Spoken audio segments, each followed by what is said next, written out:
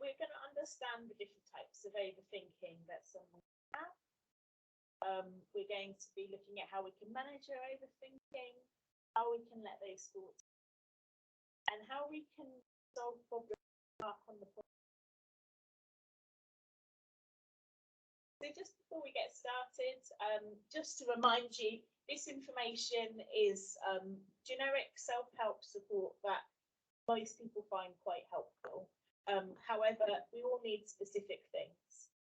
If you need more specific advice, you might want to speak to your doctor or your GP, and they can tailor their advice and support for you. That might also include an onward therapies, if that would be helpful. If you're in England and you want to find your local IAP service, that stands for Improving Access to Psychological Therapies. You can self-refer online. If you go to this website here, you can find your local IAP service, and you can self-refer on the website, and that will give you a free psychological assessment, and then you can talk through your treatment options and what's available for you. If it's a more urgent concern, you can find your local mental health helpline here. These mental health helplines are normally called if you can't see your GP because it's out of hours, and you'd like some support from a mental health professional. You can call the mental health helpline, and you might also discuss referrals with them. If you can't keep yourself safe, please do call 999 or go to A&E. Thank you. So moving on then, how would you define worry and rumination? People use lots of different words: worry, rumination, overthinking, and actually worry and rumination are different things. So worrying is something that we do where we're predicting the future. We're often thinking about what's going to happen. It might be that you're building up scenarios about things that could happen in the future. It could be that you're predicting the worst and you're catastrophizing about what might go wrong. But worry itself is future-based. Often with worry, there's an element of uncertainty. You don't know what's going to happen. There's a risk that something could go wrong. We don't have the answers yet. And that uncertainty can be really uncomfortable for people. It's often about things that might happen in the future. Rumination, on the other hand, is more to do with the past. So this might be where we're going back and back over painful memories. It might be where we're going over past mistakes or failures, or it might be going over just how bad things are right now. I really hate my life right now, and these things are really bad, and I'm sick of it, and I'm not happy. And you're just constantly dwelling on those things. So rumination is often more past-based, but it can just be focusing on what's wrong at the moment and just constantly going over it. I'm going to use the word overthinking because overthinking will include both worry and rumination. Actually, what we find for both thought processes is this technique is helpful for either one. But just to remind you that overthinking is normal. We all do worry to some extent because worrying does help us to predict what's going to happen and solve problems. And that can be quite motivating. We all ruminate to some extent. Sometimes it's helpful if we're reflecting on past problems and how things went wrong and helping us to learn how to not repeat those same mistakes. So these thought processes are very common and very normal. But it can become a problem when it's excessive, when it's interfering with our day, when it's having a big impact on our mood and our mental well-being, and when they also become unhelpful because we're not actually getting anything done. We just tend to find ourselves trapped in these thought patterns, getting really stuck with all that overthinking to the point where it stops us enjoying life, being present and doing what we want to do. That's when overthinking becomes a problem. So just to show you a very common cycle for worrying and overthinking, people who are worriers might get quite tired. Sometimes worrying affects our sleep. We might not be able to sleep. People get headaches and tension quite often. or we might just feel so restless with our thoughts. We might get some anxiety symptoms, so getting hot, sweaty, breathing a bit quickly, getting breathless, or feeling our heart beating away. And not being able to concentrate is a really common difficulty with overthinking. And I have had lots of patients ask me if, they're getting dementia because they're worried that they're not remembering things the same as they used to. They might walk into a room and they can't remember why they were walking in there. They're just not able to focus. They might read a book 7 times the same page because they're not taking it in. And although these can sometimes be concerns or symptoms of dementia, if you are a worrier, often it's because the worrying is taking up all your mental space and energy, and that's what's taking up your concentration, and you're not able to pay attention to things how you would normally. Now, of course, if you are worried about dementia or your memory, it's always worth speaking to your GP, but it is also a common symptom of overthinking. So these are the physical symptoms that we can sometimes get when we're worrying. Worrying can often result in us overthinking. We're not able to be present or focused on our day. We might seek reassurance if we're feeling worried about things. We might check things because we're worried about mistakes, or we might seek lots of information before we make a decision. It's very common if you're uncomfortable with things that are uncertain or things that we don't know what's going to happen. People might avoid things that they don't know what's going to happen and stick to more familiar things or rigid routines because that's where they're comfortable. It's also common people might spend a lot of time planning and preparing if they're a worrier. And some people withdraw and stop doing things because they just feel so overwhelmed. Worrying itself is a behavior. Worrying is something that we're doing. We're sitting down and worrying. But the thoughts are our cognitions. So often that might mean like having those what if scenarios. What if this happens? What if that happens? And here are just some examples. What if something happens to my son? What if I die tomorrow or get coronavirus? What if I'm late at work tomorrow or late for the meeting? Thinking of all the different ways something could go wrong, all the bad things that could potentially happen. What if I can't pay the rent? These are all just common worries that might go through somebody's head. And they all affect each other. Our worrying often makes us anxious and gives us these physical symptoms. Because we're feeling anxious, we might be checking things more. If we check things more, we often find the worst case scenarios on Google, which then gives us more worries. If we're not doing things or we're withdrawing, we're going to have more time to worry about things. And often things like seeking reassurance, they give us a sort of short-term relief. We might feel reassured in the short term, but it's almost like an addiction. We need more and more reassurance to feel reassured. And actually, it's never usually enough. There's something we call intolerance of uncertainty, which is where we're uncomfortable not knowing what's going to happen. We hate not knowing what tomorrow is going to bring or what the future is going to hold for us. And it's really hard to sort of sit with any potential risks that something might go wrong. And someone who does find uncertainty uncomfortable is going to worry a lot because in their mind, they're trying to prepare for the worst and think about what's going to happen and predict what's going to happen to almost try and give them a sense of certainty. It might lead to their behaviours, the sort of planning, the checking, the preparing, the reassurance seeking, because they want to know what's going to happen. And ultimately, they're trying to give themselves an answer. The problem is, though, we live in a very uncertain world and we can't predict what's going to happen. We can't prepare ourselves for every eventuality.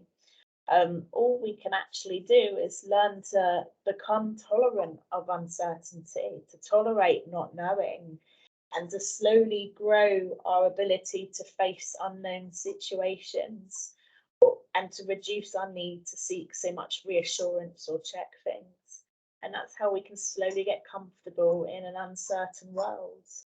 Because ultimately, all our attempts to gain certainty usually do the opposite, and actually what they do is stop us getting comfortable with an uncertain world. Anyway, I'm going to move on now, and I'm going to make you do a very quick and silly exercise. So there is a reason for this exercise, but I'm not going to tell you what that reason is until you've had a go at it. So I'm going to go on my phone now, and I'm just going to get up my timer. And I'm going to ask you for 60 seconds. I'm not going to say anything. I'm not going to present. For 60 seconds, I want you to have a go at this exercise, okay? And I want you to do your best not to think about a pink elephant, okay? Think about anything else, you know, think about the weather or what you're doing today, but just try your best not to think about that pink elephant. And if it does pop into your hands, just count on your fingers how many times you thought about it. And then go back to trying not to think about it again, okay? It's only 60 seconds. It won't take you very long. I'm going to put my timer on now. So go.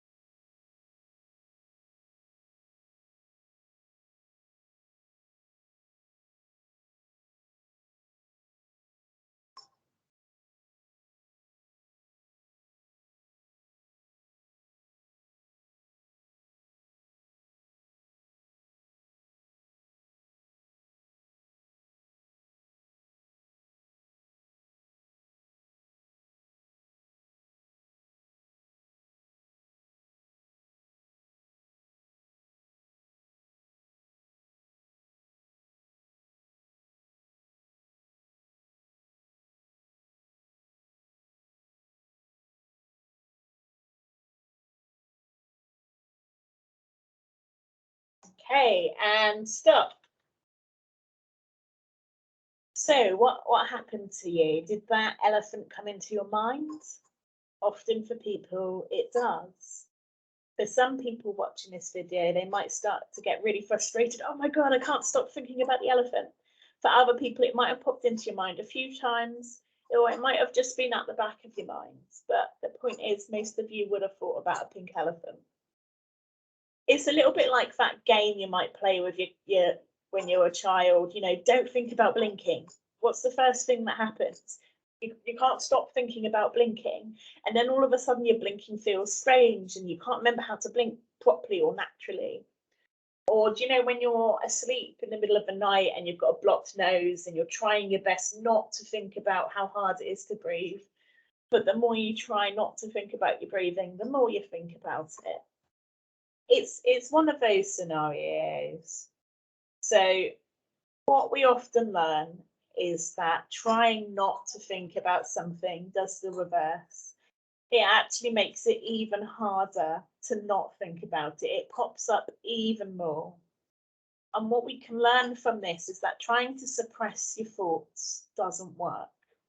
You might have had lots of people in your life say to you, stop worrying, it's not helpful. But telling yourself not to worry generally doesn't work, because actually it's just going to make it pop up more if you try and suppress it. It's a little bit like if you had a helium balloon and you're trying to hold that helium balloon down. It's going to keep popping up because it's a helium balloon. And trying not to worry generally doesn't work. If it did, then none of us would usually be worriers. This is why what we need to do instead is manage our worry in a slightly different way. And the idea here is learning to contain your overthinking, okay? We're not trying to get rid of the overthinking because we all worry to some extent. What we're trying to do is give ourselves a time where we're allowed to overthink and worry. But the idea with giving yourself a time to let yourself overthink is, instead of those thoughts and worries and ruminations popping up throughout the day whenever they want to, and them taking control over you, you decide when you're going to think about those things and you have control over those thoughts instead. Doesn't that sound wonderful? Having a whole day worry-free and only having a part in the day where you might let yourself worry. Easier said than done though, right? That probably feels too good to be true. And I'll be honest, this is a technique that's going to take a bit of hard work and practice to get there, but it can be achieved. So generally what we recommend is that people give themselves a worry time. Generally, we recommend that you give yourself 20 minutes each day to begin with, where you're allowed to worry. You're allowed to sit down and think about all those what ifs and all those scenarios and dwell on whatever you like. But the idea is that you try and keep the rest of your day worry free. And I'll go into more detail in a moment about how you do that. Before we do though, it's really important to learn what worries are helpful and what worries aren't. So this is a really good way of just telling your thoughts apart, really. Because like I said, sometimes worrying about things can be helpful. And a productive thinking, a helpful thinking, would be if there's a problem that's affecting you in the moment and that there's something you can do about it, that's a helpful worry to have. If you can do something about that worry at the moment, right now, and it's reasonable to do it, it's not, say, 5 o'clock in the morning, then it makes sense that's a helpful worry to have. I'll give you an example. I've run out of milk. That's quite a reasonable thing to worry about, and it's a good thing to think about because you can then go to the shop and get some milk or write it on your shopping list. That's a good worry to have. Or they might be slightly more complex worries, but there's still something that you can do about them. So, you know, how am I going to afford a holiday next year? You might have to, you know, give that a lot of thought and sit down and budget and prepare a budget and make some plans there. But that's a good worry to have because there's something you can do about that and you can put that plan in place at the moment. Other worries, for example, if you're driving along and your car starts making funny sounds, that's a good practical worry to have because you need to deal with that worry, and you need to deal with that worry now. You need to call up the garage or call AAA. You need to make sure your car's in a safe place to be broken down, all of that stuff. That's a good worry to think about, isn't it? The opposite side of that, though, is unproductive thinking, sorry. And generally, this type of thinking isn't very helpful because often it's about things that might happen in the future. But generally, there's no solution for them at the moment, no matter how hard you try and think and find one. These are often problems that are out of your control and you can't do anything about it at the moment. So, for example, if I'm worried, you know, what if my mum dies? My mum isn't dying at the moment. There's nothing I can do about that worry now. Or what if there's a terrorist attack in London next week? Again, I don't know there's a terrorist attack. Nothing's happening at the moment. There's nothing that I can do. These are often those sort of what if worries. What if my friend next week says she doesn't like me? Or what if I get coronavirus? It hasn't happened yet, so there's nothing you can do at the moment. These worries also might be worries that it's not reasonable or possible to act on it at the moment. So I'll give you an example. If I woke up in the middle of the night and I was worrying about a presentation that I had to do, at 5 a.m. in the middle of the night, it's not reasonable for me to sit down and start working on a presentation and worrying about how it's going to go. I should be sleeping. So yes, potentially I could get up in the middle of the night and do loads of work, but it's not reasonable to do that. So I'm not going to. I could plan and predict for every single scenario of a terrorist attack and how I could save myself and what I could do. But it's not reasonable for me to do that because it's unlikely to happen and I don't even know it's going to happen. So unproductive thinking are for problems or worries that there's nothing we can do about them now. Now, sometimes things change. I'll give you an example. If I was having a blood test to see if I've got cancer, and my doctor tells me I've got to wait a whole week for the results. Well, productive thinking might be, You know, how am I going to get to the blood test on time? What route am I going to take on the bus? That would be productive thinking. Once I've had my blood test and I have to wait a whole week for the result, there's nothing I can do, is there? I don't know if I've got cancer or not. There's nothing I can possibly do until I find out that result. It's out of my hands. So that's unhelpful worry, isn't it? It's unproductive thinking. Because no matter how much I worry about having cancer, I don't even know if I have it or not yet. So there's nothing I can currently do to change that. However, when I get my results back from the doctor, it's going to be productive again, isn't it? If it's a negative result, then I can, you know, decide to carry on with my healthy lifestyle and do things to prevent cancer or just celebrate the result. If it is a positive result and I do have cancer, then that's when I'll start to make decisions with the doctor and plan things. That's when I'll have things that I can do and decide. But not until I get the results. Until I get the results, there's nothing I can do, so it's unproductive. Does that make sense? If there is something you can do about a problem at the moment, there's something that you can decide, there's something that you can act on, then it's a productive, helpful worry generally. If there's nothing in your control or nothing you can do, then generally those worries aren't very helpful because there's nothing you can do. And all that worry is doing is going round and round your head. Nothing's changing. You're not coming up with any new solutions. And it's just making your mood feel worse and worse. So that type of thinking isn't helpful. Just to help you out a little bit further, this is a really good thing to do when you notice yourself overthinking. When you notice that you've been sitting there dwelling on something or worrying and overthinking, you want to ask yourself this question. Is this a thought I can do something about now? If it is, it's a helpful, productive thinking that you should act on. And you might need to decide what you're going to do, solve that problem. You might need to decide the best course of action. That might need to be broken down, especially if it's quite a big plan. You might need to make a plan of all the different steps you're going to take. And obviously you need to take action. And by taking action and solving that problem's generally gone. That's great. You've got rid of a worry there. However, if it's not something you can do anything about at the moment, maybe it's not even happened yet, or maybe you just don't know what's going to happen yet, it's out of your control either way, then it's not a helpful type of thinking to have. And those are the type of thinking that you want to save for that worry time. I can't do anything about this at the moment, but I don't want to spend my whole day worrying about this. I'm going to contain that worry.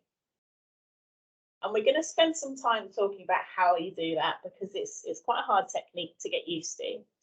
But the idea is, the first thing you can do is you can write that worry down. Some people like to write that worry on a piece of paper and save that for later. And some people think writing it down just helps them to put it to one side. If you do, that's great. If you don't like writing it down, you don't have to. The point is, though, you've decided I'm going to worry about this later. There's nothing I can do about it at the moment. Now, we're going to go through a technique in a moment about how you let that thought go, how you get focused back on your day, because that's the hard part of this technique, okay?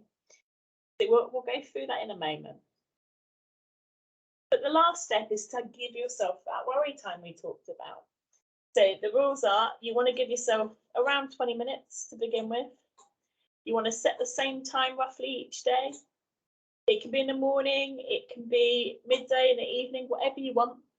But what I would say is don't do it right before bed and don't do it in your bedroom because we don't want that to disrupt your sleep. We don't want your bed to be a place that you worry, and we also don't want you to start worrying just before you go to bed. It's not going to end well, is it? I find a lot of people like to do this on their commute. If you're, on a train going to work, commuting, that might be a good time to sit and worry. Or some people like to do it before they make for dinner because then they can get all their worrying out of the way. And then once they've stopped that 20 minutes, they can focus on making the dinner and let that worry go. But just have a think about what type of day is going to suit you. 20 minutes might feel like a long time to begin with, but the idea is it starts to get really boring having 20 minutes and you do nothing else in that time. You don't watch TV or have music on in the background. 20 minutes of just sitting there thinking and worrying and doing nothing else. Some people start to tell me that feels boring. And I would say that's a good thing, because if your overthinking starts to feel boring, it's telling your brain, I don't need to think about this stuff because there's nothing I can do about it anyway. And that's quite a healthy thing. So then you might want to shrink that overthinking time. You might want to go from 20 minutes to 15 minutes to 10 minutes to 5 minutes. And what's a few minutes a day worrying compared to it popping out throughout the whole day? So, like I said, having that worry time, we don't want to try and stop that worry altogether, because as we know, if we try and stop thinking about things, we think about them more. So we're just trying to contain our worry to a worry time. Letting yourself have the rest of the day worry-free. Now, this is going to take practice, but the hard part isn't deciding when you're going to have a worry time or sitting down to worry about things. The hard part generally is how to turn that worry off.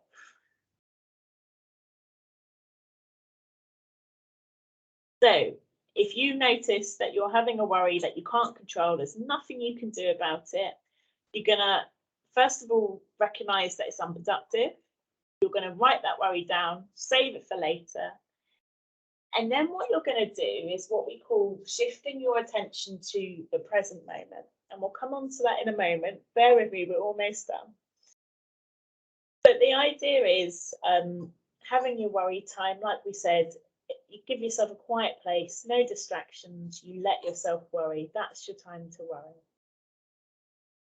So I'm going to skip to the part that you're all probably waiting on now, which is refocusing on the present moment.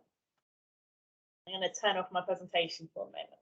You know, when people do this, when they pat their head and they rub their belly, and it's really hard to do both at the same time, isn't it? Or you might have tried to multitask something. Maybe you've been on the phone and you're trying to cook the dinner at the same time, and some of us find that really hard.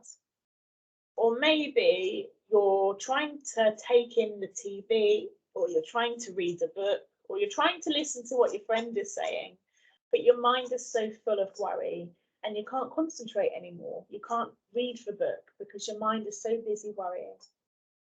That's because we've got what's called cognitive load.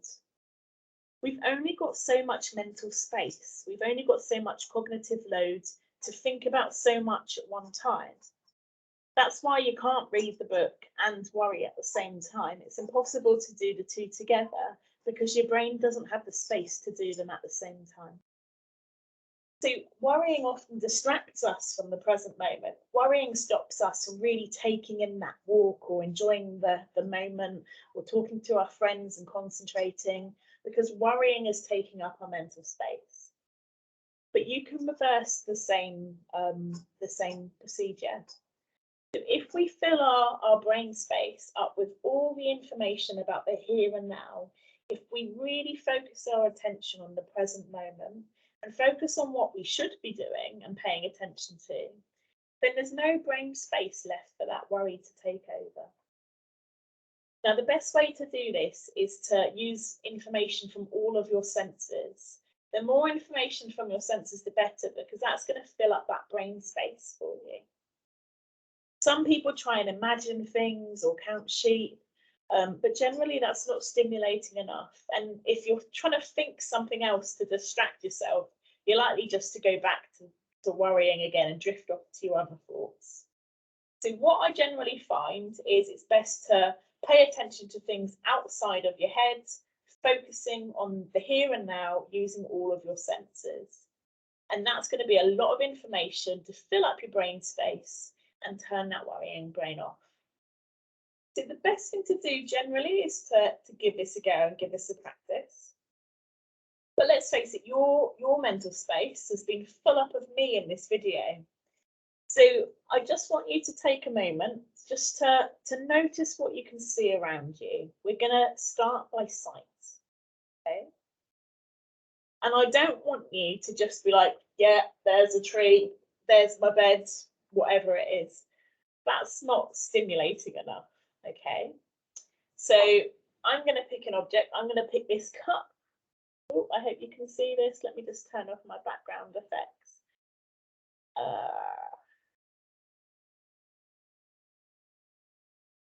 It's blurry. Don't we all love technology? Okay, here we go. There we go. Okay. So I want you to describe it in as much visual detail as you can. Okay. So let's start here. So we've got D-shaped handle, haven't we? And I can see here the light is sort of hitting it more, isn't it? You've got that sort of brighter, lighter piece. Whereas here you've got more of a shadow around the outside. Just noticing where the light is hitting it. I can see the light's hitting it here and here as well. It's slightly brighter. And I can see it's quite curved as it melds onto the cup. And what else can you see? I can see it's got a nice curved shape. See, we've got some black pieces here, part of the picture. We've got a male there on the front of the cup. He's got his hands on his chest. Oh, and that looks like his sunglasses. I can see he's got quite a stern facial expression, and he's wearing a sort of grey coat, isn't he? Okay, and again, I can see a little bit of light hitting it just here. Just noticing the curvature of the cup. I can see my computer light just slightly reflecting on the cup here. Can you see that? Yeah. I'm going to turn it around. You can see again there's a reflection in the cup here. See some of the side, the background scene. Some dark images there. That's what I want you to do. I want you to look at something in as much visual detail as you can and almost describe it to yourself like you're a blind person. Again, I could take my mask and I'm not just going to look at it and go, that's a mask. I'm going to notice the size of my elastic strap here. I'm going to notice the crinkles in my mask and the pattern where it's slightly bent for my nose. I'm going to notice all the tiny little bits of dots here and the seams where the sewing thread goes. I'm going to notice the lines across my mask and the different shades of dark blue and light blue where there's shadows there. I want you to really notice things in as much sensory detail as you can. What I want you to do now is just take a moment to notice what you can feel. What can you feel against your body? Let's start with your feet. So if you're wearing shoes, just take a moment to notice how your shoes feel. Can you feel that smoothness inside your sole? Or is it fluffy? Or are you wearing socks that you can feel on your feet? Can you feel the gap of air where your toes are? And there's going to be tighter areas too. So like where you do your laces up might be slightly tighter, for example. Or where the arches of your foot is, it might be slightly tighter. Just noticing your shoe on your foot. You might notice what temperature your feet are. If you don't have shoes on, what you might notice instead is just where your foot's in contact with the ground. The ball of your foot and your heel, they're usually in quite hard contact with the ground. Whereas where the arch of your foot is, that's probably going to be less pressure there on your foot. And just feeling what your foot feels against the floor. Is it hard floor? Is it carpet? Is it soft? Just really noticing what you can feel. What temperature is your foot? Is it cold? Is it neutral? Is it warm? Really trying to notice what you can feel in your foot. And then just noticing what you can feel on your body. So I'm sat on a chair. I can feel it's quite a firm chair, but there's a bit of a spongy cushion as well. And I can feel the heat from the chair reflecting back at me. You might be on a bed or you might be sitting down too. Just really try and notice what you can feel against your body. I've got a nice smooth table here. And I can feel there's no sort of bumps. It is just really hard and really smooth all the way across. And I can feel where I've been leaning on it is slightly warmer than maybe the edges out here. So just trying to really notice what you can feel, what's against your body. I can also feel just my neckline here against my skin. I can feel the waistline of my leggings against my body. You might notice something too. What does the clothes that you're wearing feel like? Can you feel the fabric? Can you feel the threads? Just noticing what that texture feels like against your skin. Really trying to take your attention to things you normally wouldn't pay attention to.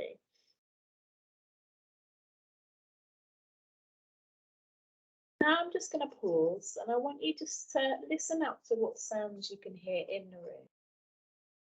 So you might be able to hear a clock ticking, cars going past, wind, your radiator.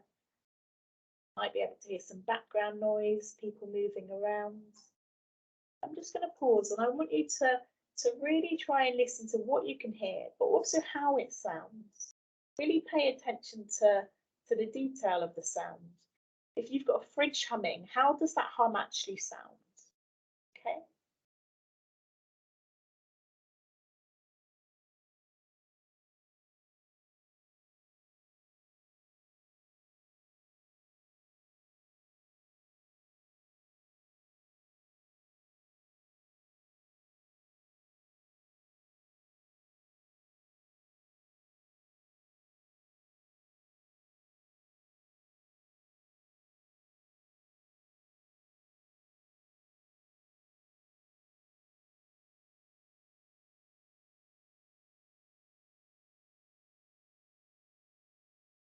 So I can hear the air conditioning.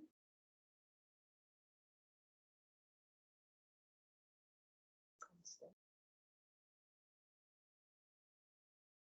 Sort of opening doors.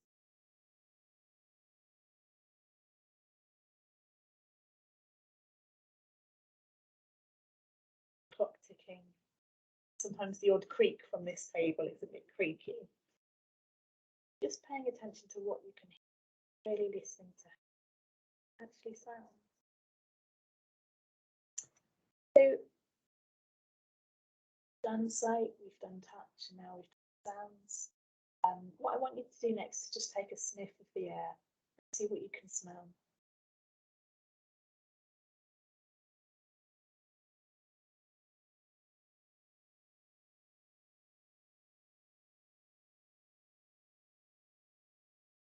If you can smell a perfume, think about what that smell actually smells like. Is it sweet? Is it quite spicy perfume? Is it musky? Subtle? Is it floral, fruity? Just trying to really notice what you can pinpoint. You might want to just smell your clothes.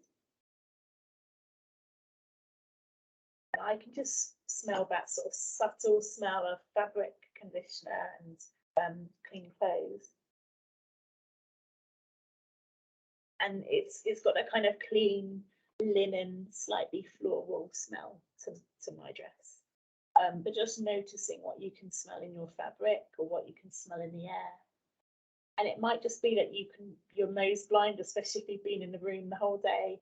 It might be you can just smell the fresh air in your home, or just that comfortable home smell, and that's okay. But the point is that you're just paying attention to your senses. And lastly, taste. So it might be that you can just taste your saliva in your mouth.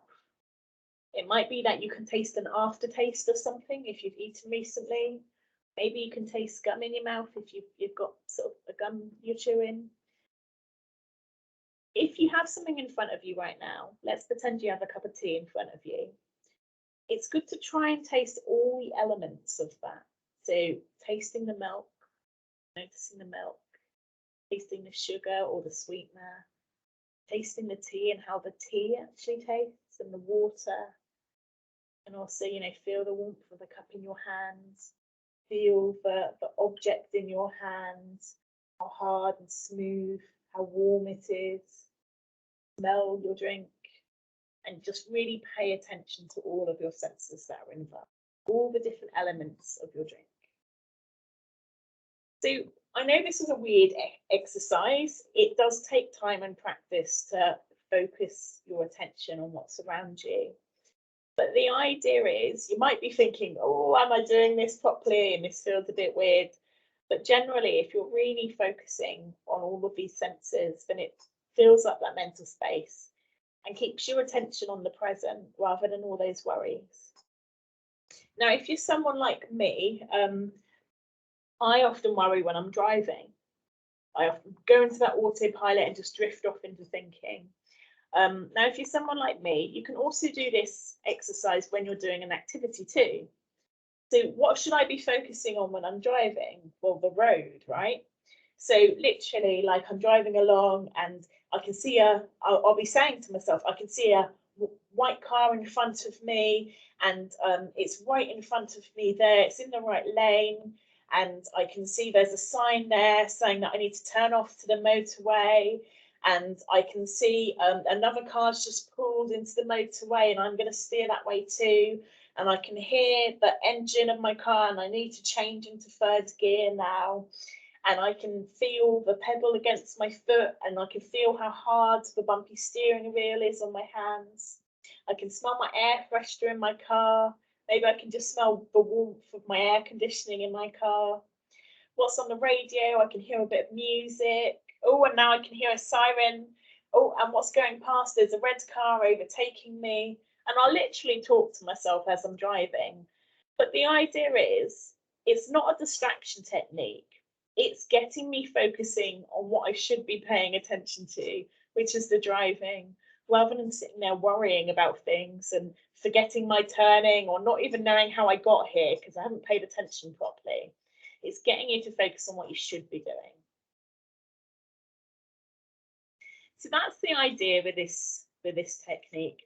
When you have a worry, it's trying to use all your senses to fill up that blind space. It's paying attention to the present moment rather than those future worries. And it's getting yourself absorbed back into your activity. And activities are quite helpful distractions from worry. If you want to do something like wash the dishes or clean your house or go for a nice walk, activities can be helpful. But if you're already doing an activity like me when I'm driving, using your senses is just a good way to get you focused on the actual activity again. If a worry pops up again whilst you're doing this, you might want to just, again, write that worry down. I'm going to focus on the here and now. For people like me who, might be quite big worriers, you might want to do what I do and literally talk to yourself as you drive. Because if you're saying it, you have to be concentrating on it. So talking to yourself out loud can help, especially when you first begin practicing this technique. It makes sure that your attention is on your senses. It's good to practice this sometimes with someone else as well, especially to just get you used to the technique to begin with. Another thing that some people like to do is to make a little bit of a game of it. So let's name 5 things I can see and again, describe them in good detail. Or it might be you're trying to point things out, like I'm going to point out 5 things I can see that are red, 4 things I can feel, 3 things I can hear, 2 things I can smell, and 1 thing I can taste. It's just a simple game that sometimes people like to play it that way. It's up to you how you do it, really. So the idea for that technique, for those worries that we can't do anything about, is when a worry pops up, we write it down and we use our senses, we focus on the present moment to let that worry go. And that should help us to focus back on our day until we have that worry time where we're allowed to sit and worry about things. And once we've had the worry time, again, we want to use our senses to focus back on our day. And that's why sometimes people like to have the worry time before they cook, because then that's an activity you can really get absorbed in with lots of senses that you can focus on to let go. So that's the idea for managing worries we can't control.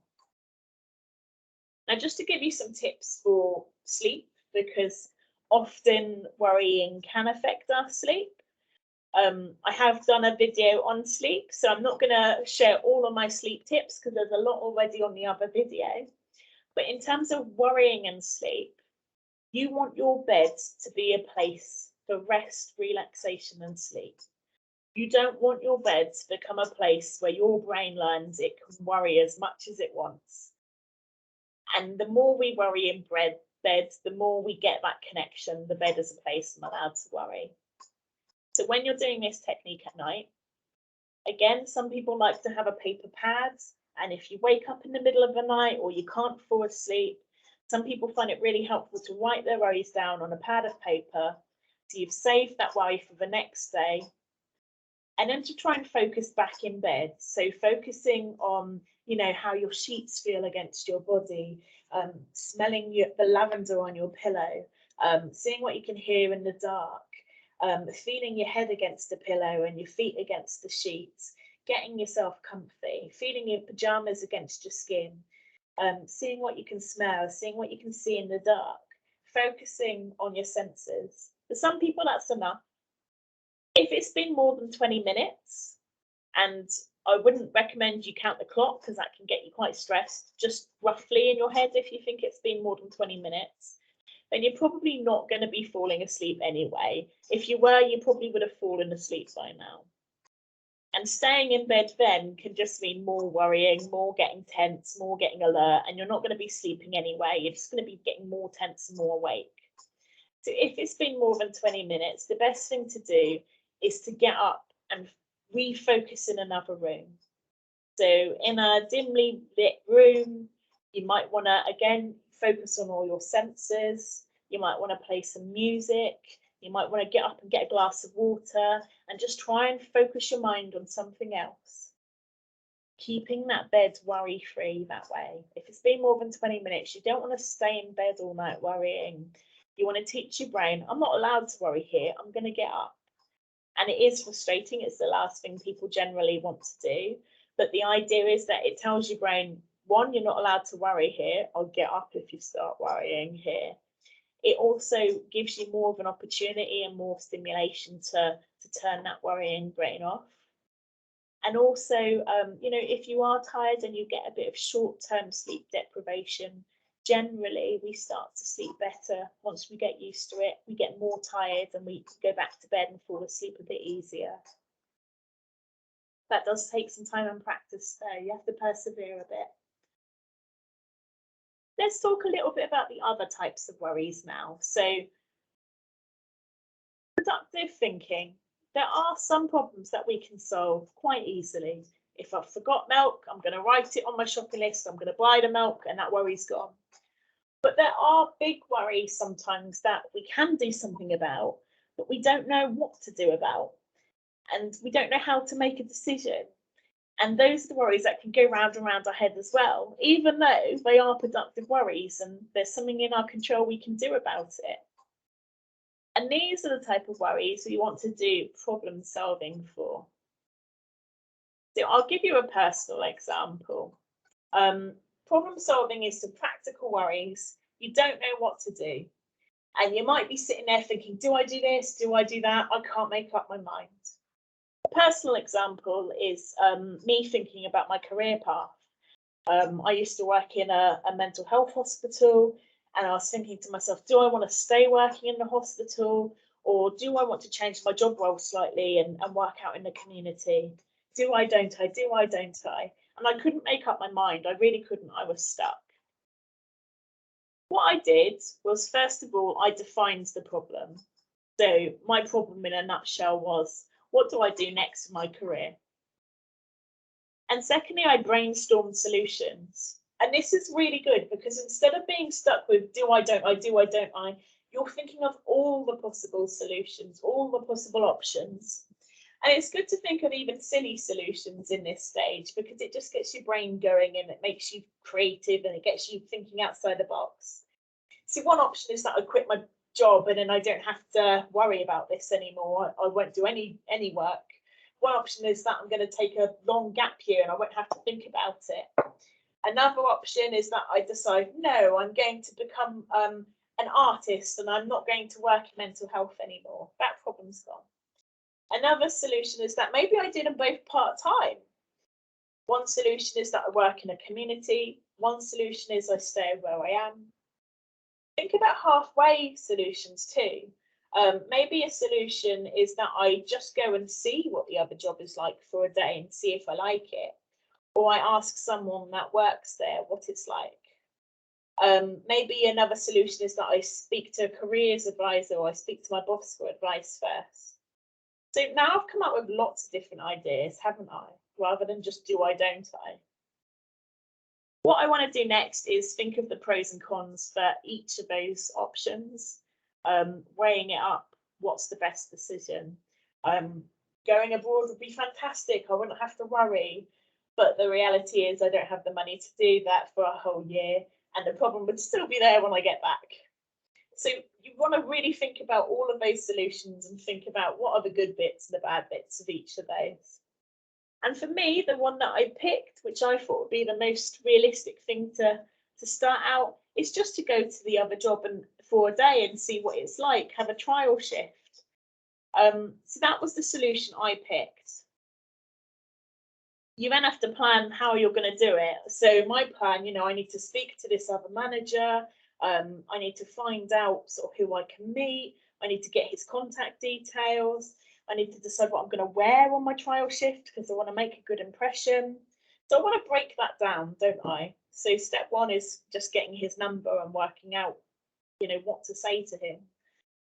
And then I do it. I called that manager. I went to try it out for a day. I picked what I was going to wear and I thought of lots of questions to ask when I went to see what the job was like. And then I reviewed it. How did that go? Has that helped me make a decision or not? Sometimes it won't, and sometimes we might need to go back to the drawing boards, back to the brainstorming. Maybe we need to think of more ideas, or maybe we need to think of another idea and try a different option there. For me, it did help. It helped me make up my mind on what job I wanted to do next. And it was just a really good process to help me to decide what solution to do and actually take action to target that worry. So just as a reminder, when you notice yourself overthinking, this question is key. Is this a thought I can do something about now? If it is, it's a productive part of thinking. It's a thought that you should act on, either by making a decision or solving that problem. And then generally that worry is gone. If it's thoughts that you can't do anything about, either ruminating about things in the past that you can't change, or things in your situation that aren't in your control, or things that you just don't know what's going to happen yet, and there's nothing you can do because maybe it isn't even happening yet, then that's generally unproductive thinking, and that's the worries that we need to contain, waiting for that time where we're allowed to worry, and until then using our senses to focus back on our day, keeping the rest of our day worry-free. That takes time and practice. Learning to let worries go, using your senses, it does take time and practice. It's a really useful technique, but it's okay if it doesn't go perfectly initially. You're going to have to get used to doing that. So just as a reminder, we all overthink to some extent. It's only when it distracts us from the present moment and it takes over our life and it has a big impact on our mood that it might start to become unhelpful. Those productive thoughts are the worries that we can do something about and should take action with. But it's unproductive when we don't have any control over it, we can't do anything about it, or it's not reasonable to. And those are the worries we can let go of by focusing on the present moment, using our senses. I hope that's been helpful today. Like I said, if you feel like you need more support managing your worries or your overthinking, it might be worth referring to your local IAP service or speaking to your GP for advice and referrals. But thank you very much for listening to my show. And like I said, there is a video on sleep and sleeping well. It's very common that people who worry do struggle with their sleep. So you might want to check out that video as well. Thank you. Bye.